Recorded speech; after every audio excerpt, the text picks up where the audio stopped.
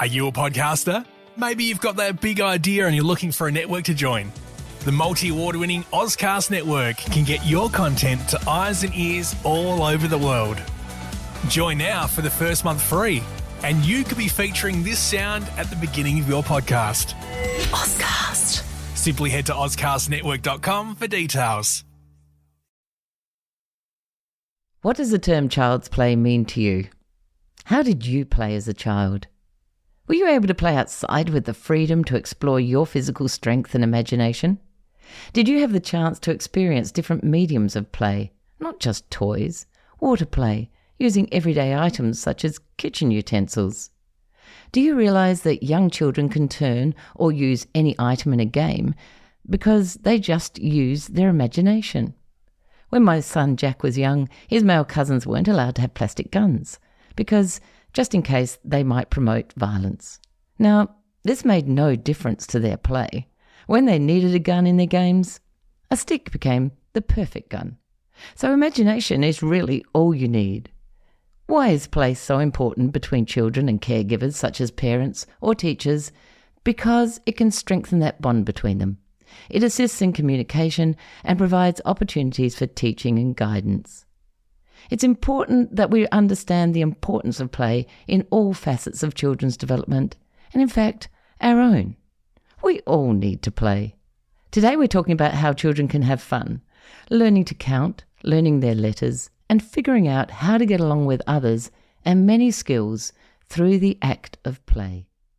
I'm Kate Mason, and welcome to Parenting and Personalities. This is the podcast that connects you to the ones you care about the most.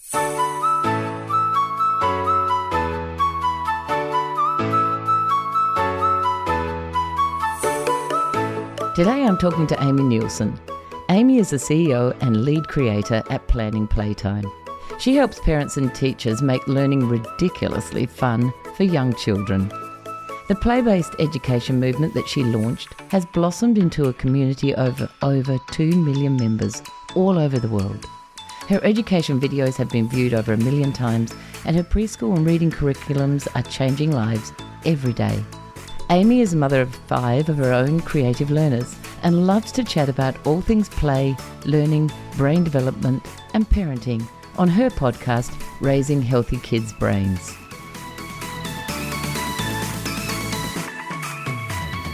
And look, I'll just welcome you in and then I'll start the questions, okay? Hi, Amy. Start again. Hi, Amy. Welcome to Parenting and Personalities. I am so excited to have you join us today. Thank you. I'm so happy to be here. Yeah, now listen, let's start with your upbringing and what you were like as a child. And did you love school? Oh, those are all good questions. Yes. Well, my upbringing was interesting because I grew up in a family of 12 children, and it's a lot. So many. Wow. What number were you? I was number 7 of the 12. Right. Yep. And it was just interesting because my family was very odd in so many ways. So obviously large family, and then we moved all over the country all the time.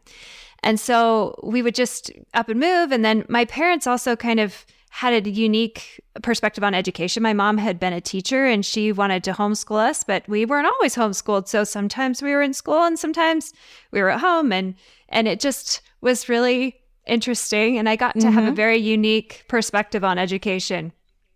Yep. So when you moved back into a school yourself, well, how did it feel as a child coming from a homeschooling environment back into a school environment? It would be so different. Yeah, it was kind of interesting. And I think, I started out in kindergarten. That was actually the only grade of public education I did was like at 5 years old. And so I finished that full year. And then that was the only full grade I ever did. But my mom, I think there was like this competitiveness growing up at our house and like this feeling that we had to like keep up with the chance we might be going back to school. And so when we would get back into school, they would always put us in the lowest reading groups and in the lowest math groups and everything because we'd been homeschooled. And so they just assumed we were behind. And then, very quickly they'd move us up to the top groups because that's kind of what we did. We pushed ourselves pretty hard. Yes. Yeah. So all 12 of you push yourselves pretty hard? Kind of interesting. Always, go on. Yeah. I was going to say the last one always seems to get away with everything. So number 12 might have not pushed themselves quite so hard. I think my mom raised us all to push ourselves. It's interesting. Out of the 12 kids, we all now have a university education, and my parents didn't pay for any of that. So we kind of all had to make our own way to university and pay our way through that and get on scholarships or whatever we needed to do. And so, yeah, so I think it ended up working out pretty well for all of us. Yes, yeah. And as children, were you aware that, look, there are so many people being homeschooled these days anyway, but were you really aware of your differences? I mean, it's such a large family that you're almost a friendship group or an enemy group in yourself, depending on what day, I suppose. But so did you miss or did your mum take you to parks and you met people, or how did you socialize out of your family? That's such a good question. I think there were so many of us. We had a built-in friend group, which is good because with the moving constantly across the country, that was very interruptive to social interaction. Yes. Yeah. But I had a sister who was right next to me. We were best friends, and we were all very, very close. We still are. So we're all adults and have children of our own. We're still very close, which helped a lot. We also attended church, and so we would kind of have a little bit of a social group there. But yeah, that was about it. Homeschool wasn't as big when I was growing up as it is now. And so there wasn't like these co-ops and these groups that you really went and spent time with. It was just kind of us. Yeah. And were you aware as a child that you were different? Yes, we were. And I think this is one of the things that my parents did really well. They taught us that it was okay to be different and to be kind of proud of it. And so we would walk in and we knew we were just the weirdest people anyone had ever met, and we were okay with it. So cool. That's kind of helps me as an adult. And now I pass it on to my children. Yes. We have a saying at our house that whatever makes you weird makes you awesome. And it's just kind of what we do at our house. Fantastic. And really resilience building, which, no one seems to have these days, which is fantastic. How well grounded is that? So did your mum teach you all? Like, she must have been a pretty good teacher, because she would have taken you right through the whole, right up to whatever year it is. Sorry, I don't know what year level you go up to. We got up to year 12 in Australia. So she taught you all the way through?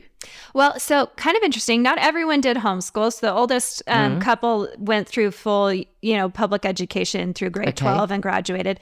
And then after that, it was a lot of us were homeschooled. But no, she actually would kind of work with us for the first couple years a little bit. And then we kind of became responsible for educating ourselves. And so there was like the bookshelf that had all the books, and you would go move up to the next books each year and go pull out your books. And at some point, I even would get like the teacher's edition and the regular book, and I would take it to my room, and I was in charge of teaching myself and being educated enough to go back to public school if I ever needed to in the new place that we moved to the next year. That is amazing. That is amazing. Wow, what a skill set. No wonder you're so good at what you do. You've brought yourself up, basically, educated yourself. Well done. That's amazing. It's wild. Yeah, it's kind of crazy. It is. Yeah. Now, just quickly, so you're a mum of 5 now. Yes. Do you send your kids to school? So such a good question. And some of them, yes, I have homeschooled off and on depending what I felt like a child needed. But I love the options we have now to kind of feel where our child is at and what their needs are, and just meet that with whatever it is that they need. And so most of my children love the social aspect of public education. They love the theater and music and science stuff, things that are harder to do at home, and they just enjoy that. And then I do what I call side schooling. And so we just kind of learn a lot of really fun extra stuff on the side, because I like to push my kids a little bit. And so we learn all kinds of things about history and music and do STEM projects and whatever, just all around school. But it's just play and fun and challenges, and they'll come and ask me for projects, and it's a blast. Yeah, what fun. Yeah. Great fun. Wouldn't mind being a child in your family. That sounds like it's excellent. Thank you. So was school teaching when you graduated yourself through school and you went and did a degree, was it school teaching that you did? No. So the whole thing is just weird. I actually got a degree in accounting, and I went to university very early. I never finished school, as you know, Right. like I never graduated.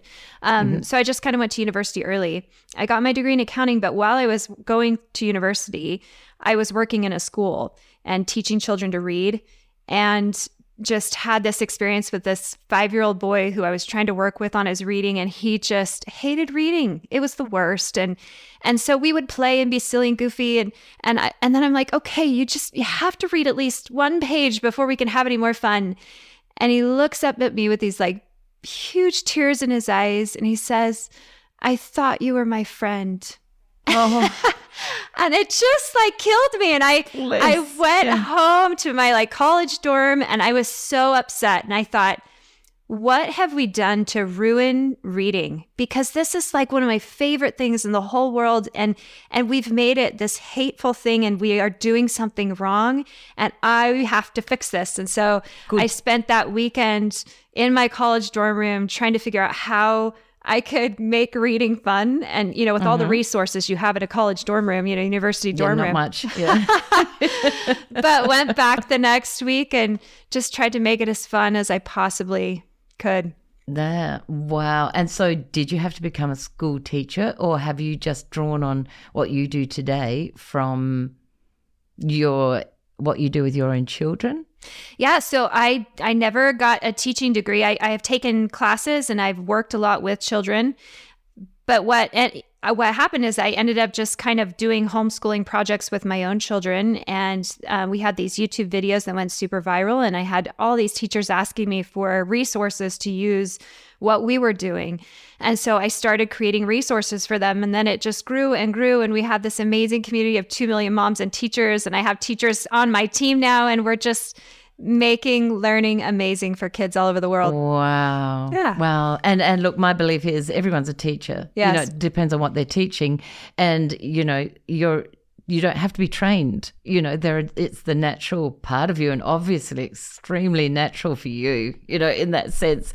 And it is true because, look, nowadays play, like I'm much older than you are, and when I was young, we just went out and played. You know, we played in fields, we played, you know, and we were out for hours. Our parents didn't have that many toys, and we had to use our imagination. You know, there was nothing to give us time. You know, there were no devices, which of course is the greatest destroyer of play that's out there right now, but also is the parents' expectation of what play is. And you know, when I watch your clips and everything, I think it's so valuable because I think that a lot of people don't understand what play is, for a start. And I'll ask you, you know, what your meaning of play is.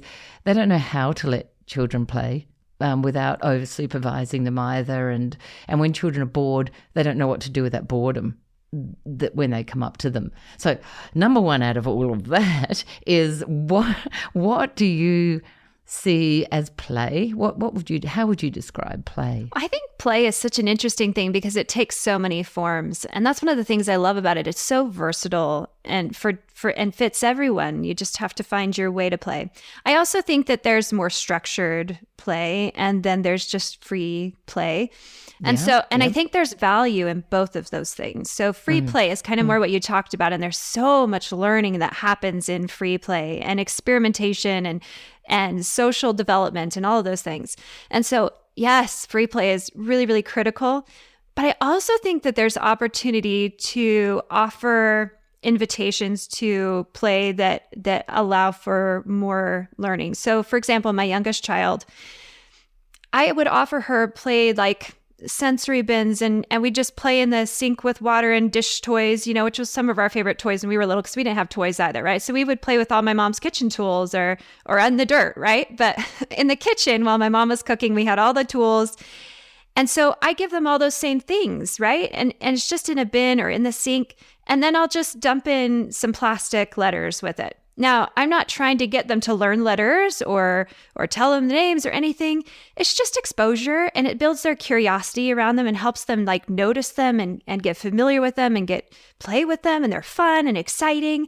And then when you kind of start getting to a point where they're curious around them and they notice that one of those is at the beginning of their name, and then you're like, oh yeah, and that one says this sound. And so it's very natural. And I never really like taught my youngest her letters or taught her how to read. It just was so organic as we just played. And so I love bringing play back into the classrooms, but we have all these regulations around children have to learn these things, and these are the benchmarks they have to hit. And so there's so much stress on our educators to get kids there. And so my goal is, okay, I can help you get all those things, but let's bring the play back in and we'll get all that stuff, but with play and make it really fun.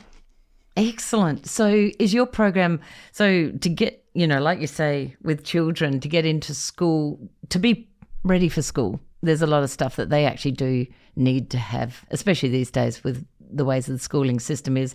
So is your aim to get the children school ready for parents, so that like a lot of your stuff is like what you've just talked about, playing. Some people want their child to be reading by 2 or by 3 and they're thinking that they get stressed out over these things. And the other thing today is also that a lot of I love one of yours, you said talk to them. And yes. Look, my daughter's 29 and looking at having children, and I said to her, as I watch people on prams pushing their prams and they're on a phone like this and they've got the child in front of them, and I said to her, just see that child's getting no eye contact and no facial recognition, can't see your lips move, you do not do that. You talk to your child.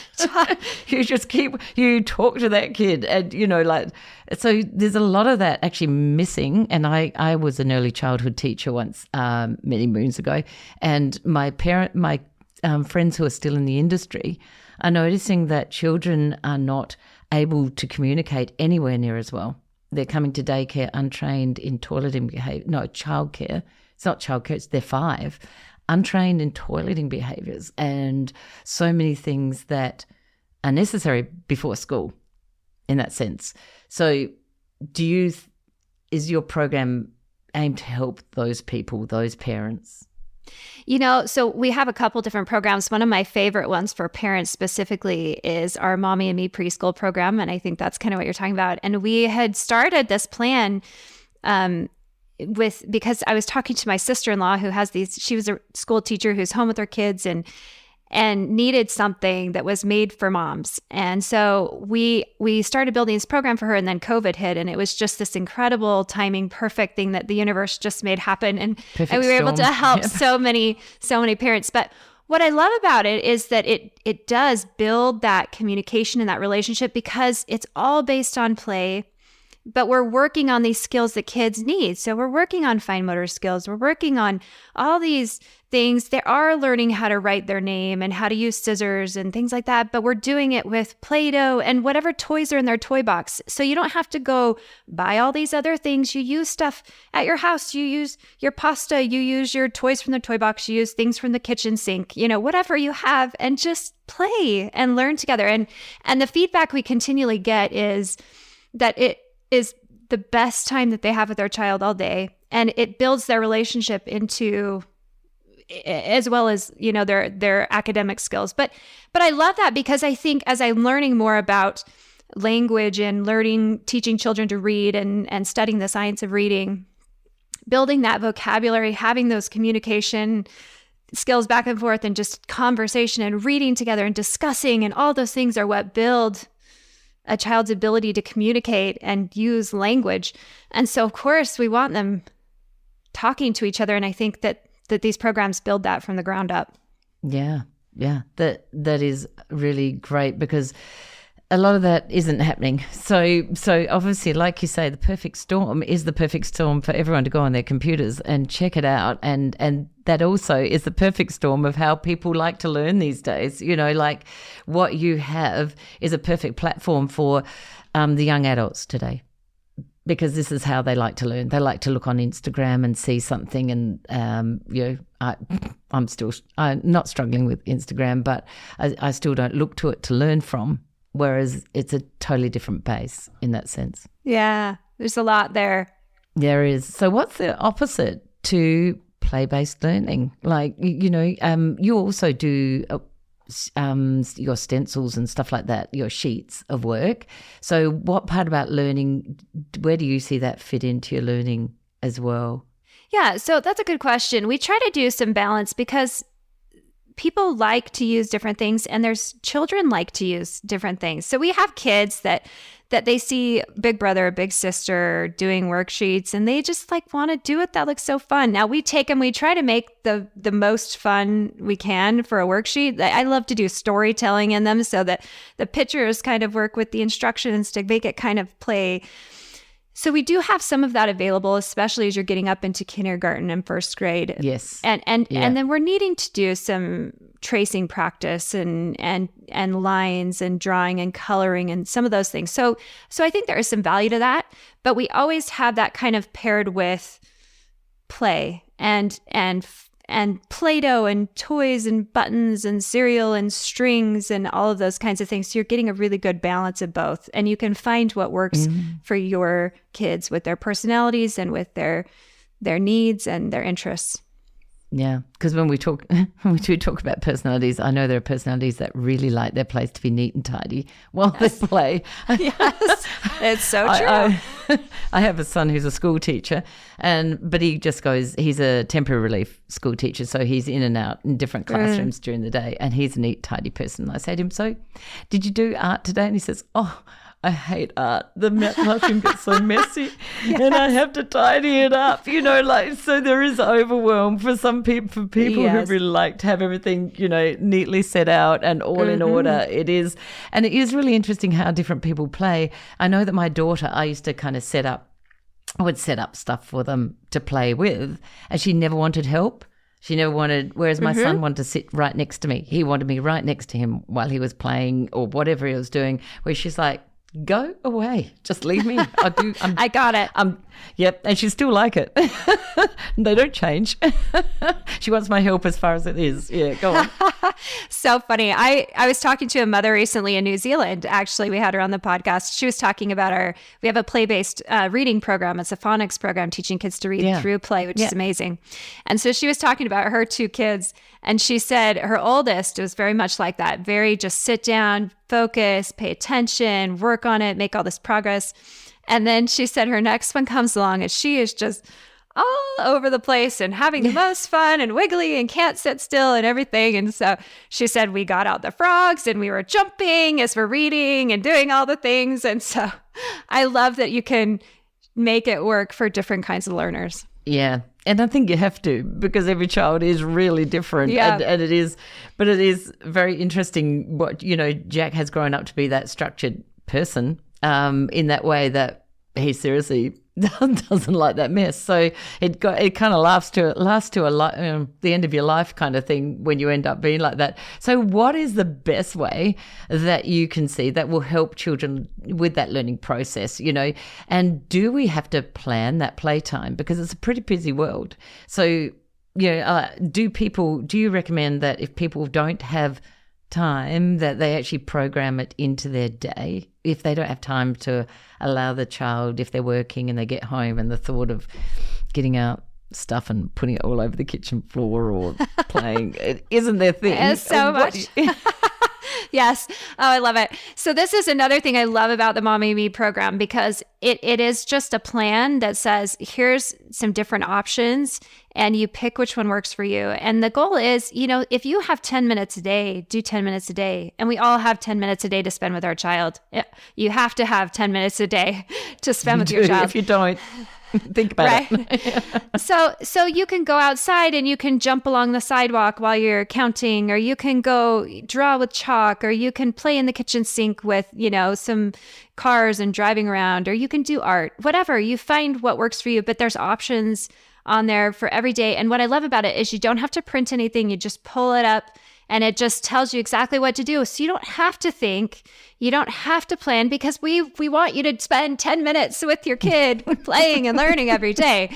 And so we tried to make it as easy as possible so that you can do that. And we can all find 10 minutes. And so you don't have to do a lot of planning. We did it for you. But if you want to spend more time, and we have some parents that want to spend more time, then there's more. So it works for everybody.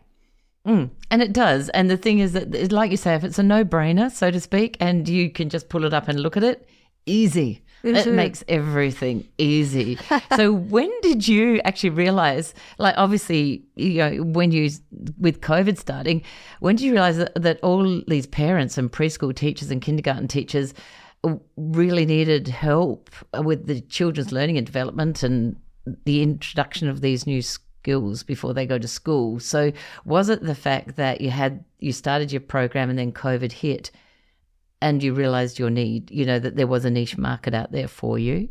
Yeah, so I think that's kind of an interesting question. I think it develops as so many things do, right? So I mentioned the story about the little boy back, when I was in university, and realizing that there was a problem back then, and that we weren't meeting kids where they were. And maybe it works for some kids, but we weren't meeting kids where they were. And so it's been with me ever since then. And then I kind of got to practice on my own kids. And I've worked with kids a lot in different environments in my community as well. And so then when I was really working with my own children and developing things, people kept asking me about it, and I would create it. And then word spread, it went viral. And then people were asking me, how can you give me more of this? And so I just started making more of that. And so I think they asked me for it, and that's how I knew. Yeah. Yes. And obviously a lot of people need it. Yes. How many people have you got out there? We have about 2 million people in our community. Yes. Yeah. That's amazing. And if more people hear, then I'm sure there are plenty more out there that would really love your help, because we don't know that. Like as a parent, you get given this child, hand it over, and it's like no matter what you read, whatever, there's nothing. There's no real training for anything, and it depends on what child you receive and what kind of parent you are. So I actually think it's amazing, and I wish there was something around like that when I was younger, because I would have loved that help, the ideas. I'm not a big ideas girl, so it would have been really fantastic. So do a lot of teachers use your stuff as well, your information as well? Yeah, so we kind of started out doing more products for teachers, and then we had parents that were needing something that fit them better. And so we kind of have 2 tracks almost, where we have things that are more for teachers to use in classrooms, and then we have things that are kind of more based on moms, parents, and then some of them just love our stuff, and so they buy both and use kind of both, and you just kind of find what works for you. But we've tried to create a variety so that you can have what meets your needs. Yeah, what a wonderful journey. So have you got anything else that you've got sitting there that you're planning to do? Is there any other things that you think, oh my goodness, this would be amazing for other people out there?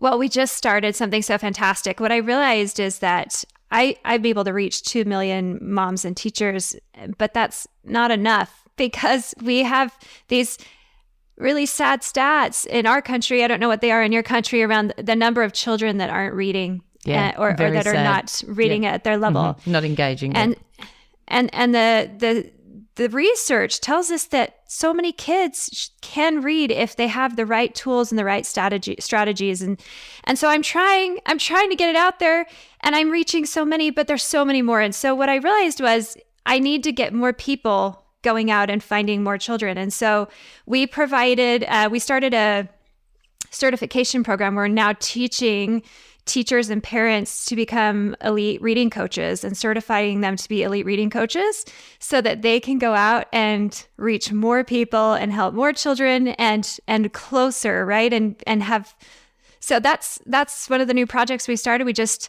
finished our first group of certified coaches, and I'm so excited about it. Yeah, that's fantastic. And how did that go? Like, they all enjoyed it, I imagine, were they all really taken with it? Yeah, it's amazing to see them as they're progressing and they're bringing children in. And it's a stretch, because they're learning how to do things they haven't learned before. But they're bringing them in, and they're videoing their assessments, and they're, we have them do some coaching sessions, and so they're sending them in, and they're so excited, and we're starting to see the impact.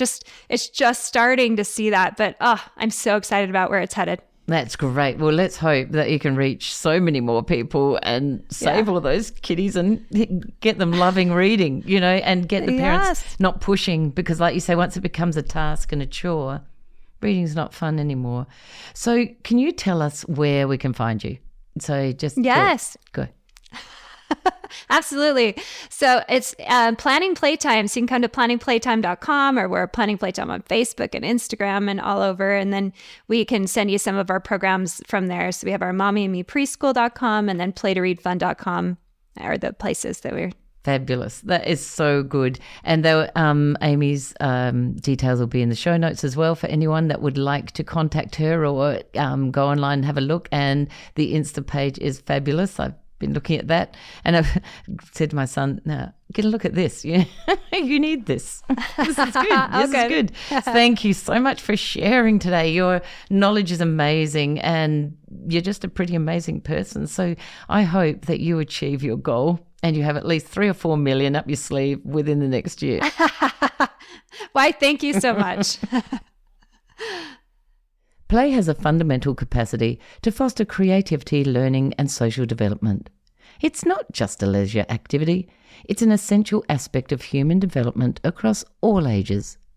Through play, individuals explore, experiment, and imagine, which contributes to cognitive, emotional, and physical well-being. It allows individuals to develop problem-solving skills, enhances communication, builds relationships, and helps us understand social norms. It encourages resilience, adaptability, and innovation. The essence of play lies in its ability to enrich lives, nurture growth, and bring joy and fulfillment. So get out there and play. Thanks for listening to Parenting and Personalities. If you enjoyed this episode, we'd love it if you could leave a rating and a review that would help others learn about this podcast. If you're interested in discovering more about you and your family's personality types, you'll find my book, Who Is This Monster or Treasure in My House, on Booktopia or Amazon. If you have an episode idea, please send a note to thepersonalitycoach@gmail.com. Many thanks to our producers at Stories and Strategies, and we'll see you next time.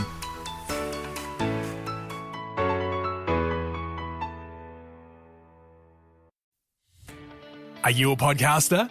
Maybe you've got that big idea and you're looking for a network to join. The multi-award-winning Ozcast Network can get your content to eyes and ears all over the world. Join now for the first month free, and you could be featuring this sound at the beginning of your podcast.